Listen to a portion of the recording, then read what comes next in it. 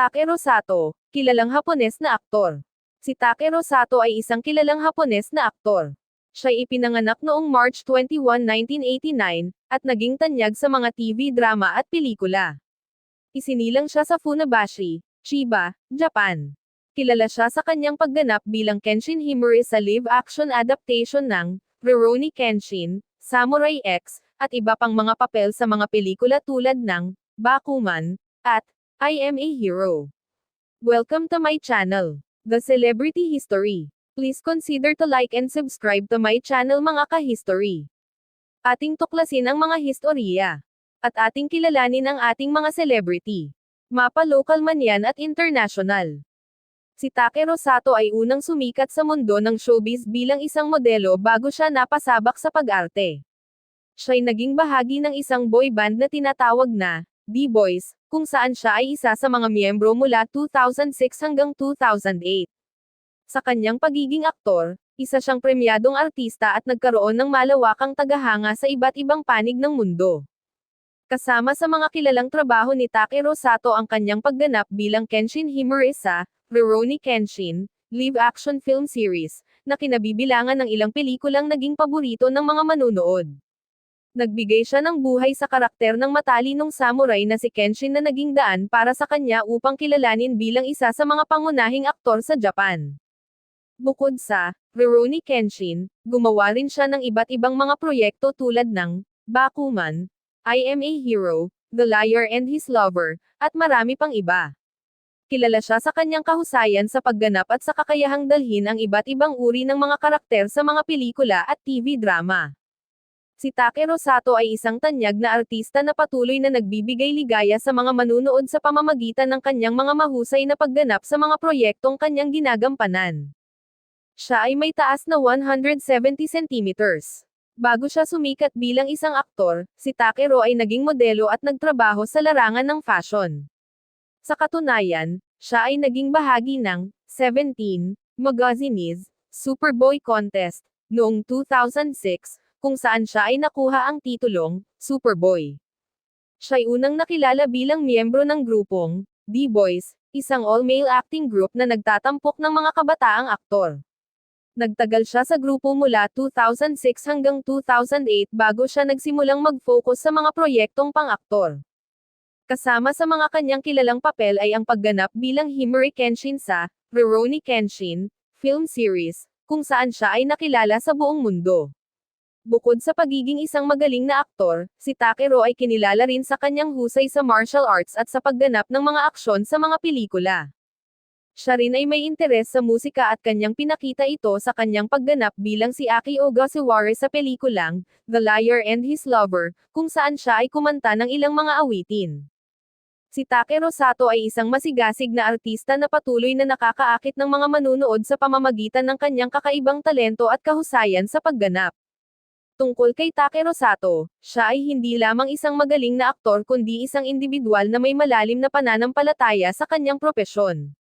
Siya'y kilala sa kanyang sipag at dedikasyon sa pag-arte, kung saan siya ay nagpapakita ng kahusayan sa bawat papel na ginagampanan niya.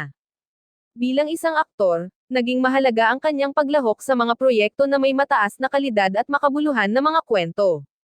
Siya'y kilala rin sa pagiging matalino at pag-aaral sa mga karakter na kanyang ginagampanan, kung saan siya ay nagbibigay buhay sa mga ito ng may depth at emosyon. Bukod sa kanyang pagiging aktor, naging bahagi rin si Takeru Sato ng mga charity at philanthropic activities.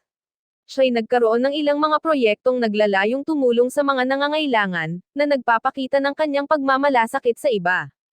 Si Takeru Sato ay patuloy na nagsusumikap na mapanatili ang kanyang pangalan sa industriya ng pag-arte, at sa kanyang mga proyekto, ipinapakita niya ang kanyang husay, integridad, at pagnanais na magbigay inspirasyon sa mga tagahanga niya. Napakahusay ni Takeru Sato sa pagkakaportray ng iba't ibang uri ng mga karakter, mula sa mga historical figures hanggang sa contemporary roles. Siya'y may kakayahan na mag-transform at magbigay buhay sa mga karakter sa pamamagitan ng kanyang mga facial expressions at emosyon sa kanyang mga eksena. Bukod sa kanyang pagiging aktor sa mga pelikula at TV shows, si Takeru ay naging bahagi rin ng mga theatrical productions. Isa siyang versatile performer na hindi lamang limitado sa isang genre o uri ng pag-arte. Naging bahagi rin siya ng mga stage plays na nagbibigay daan sa kanya na mas mapalawak pa ang kanyang mga kakayahan bilang aktor. Sa kabila ng kanyang katanyagan, nananatili siyang isang maislan at pribadong tao. Hindi masyadong binubunyag ang kanyang personal na buhay sa media, na nagbibigay inspirasyon sa kanyang mga tagahanga na sumunod sa kanyang mga yapak ng may respeto. Si Takeru Sato ay patuloy na nagpapakita ng pagiging dedicated sa kanyang craft at patuloy na nagpapahayag ng kahalagahan ng pagsusumikap, determinasyon, at pag-aaral sa pag-abot ng mga pangarap. Si Takeru Sato ay mayroon ding mga pagkakataon na naging bahagi ng mga international projects. Isa na rito ang kanyang pagkakapili bilang isa sa mga bida sa Hollywood film na The Ideal, kung saan siya ay gaganap ng papel na isang Japanese musician na naglalakbay sa Estados Unidos. Ito ay isang malaking hakbang para sa kanya sa pagtatangkang maabot ang mas malawak na global audience.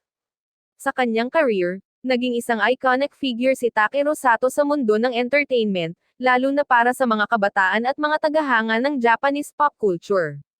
Nakamit niya ang pagkilala hindi lamang sa Japan kundi sa buong mundo, at patuloy niyang pinatutunayan ang kanyang galing sa pag-arte sa bawat proyektong kanyang ginagampanan. Nagkaroon si Takeru Sato ng ilang mga awards at recognition para sa kanyang mga nagawa sa mundo ng pag-arte. Isa na rito ang pagkapanalo niya ng Best Actor Award sa 38th Japan Academy Prize para sa kanyang pagganap bilang Kenshin Himura sa Rurouni Kenshin film series. Ito ay isang prestihiyosong parangal sa industriya ng pelikula sa Japan. Kahit na isa siyang sikat na artista, nananatili siyang down-to-earth at hindi nagbubukas ng masyadong personal na detalye tungkol sa kanyang buhay. Sa kabila ng kasikatan, napanatili niyang maayos ang kanyang privacy at hindi nagpapadala sa intriga o kaguluhan sa showbiz. Habang siya ay kilalang kilala sa kanyang mga drama at pelikula, si Takeru Sato ay may malalim ding interes sa sining. Siya ay may kakayahang maglaro ng mga musical instruments tulad ng gitara at piano. Ito ay nagpapakita ng kanyang kakayahan sa iba't ibang larangan ng sining. Bilang isang artista at individual, patuloy si Takeru Sato na nagbibigay inspirasyon sa mga tao hindi lamang sa kanyang galing sa pag-arte kundi pati na rin sa kanyang mga halimbawa ng pagiging totoo sa sarili at pagpapakumbaba.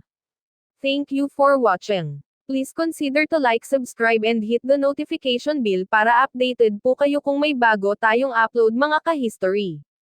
Maraming salamat po at magandang araw po sa ating lahat.